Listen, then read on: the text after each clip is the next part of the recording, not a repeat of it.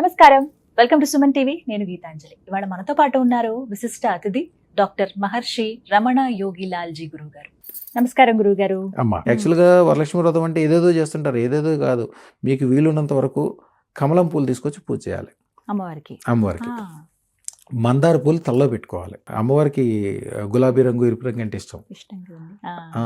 11 మందార పూలు ఎవరైతే మందార పూలతో పూజ చేసుకొని తల్లో పెట్టుకుంటారో వాళ్ళకి జీవితాంతము ఒక గొప్పదనం ఏర్పడుతుంది. అలాగే ఏదైనా అనారోగ్యాలు ఉన్న ఇబ్బందులు ఉన్నా ఆ మందార పూలని రాత్రి అక్కడే ఉంచుకొని తెల్లారి దాన్ని గ్రైండ్ చేసి దాంట్లో కొద్దిగా పసుపు కలిపి, అంటే పసుపు కుంకుమ లాగా అవుతుంది అనమాట. పసుపు కలుపుకొని ఎవరైతే తలకు పెట్టుకుంటారో వాళ్ళకి రకరకాలైన అనారోగ్యాలు, అలాగే పోవటమే కాకుండా హారా పెరిగిపోద్ది. వాళ్ళకి హారా పెరిగి వాళ్ళకి చాలా మంచి జరగటం స్టార్ట్ అవుతుంది.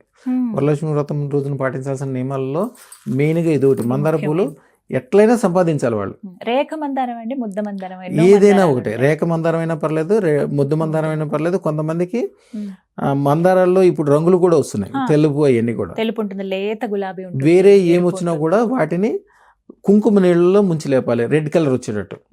మందారం రంగు మాత్రం రెడ్ వచ్చేటట్టు కుంకుమ నీళ్ళలో ముంచి లేపి 11 మందారాలతో పూజ చేసుకోవాలి. మంత్రము చాలా అద్భుతమైన మంత్రం.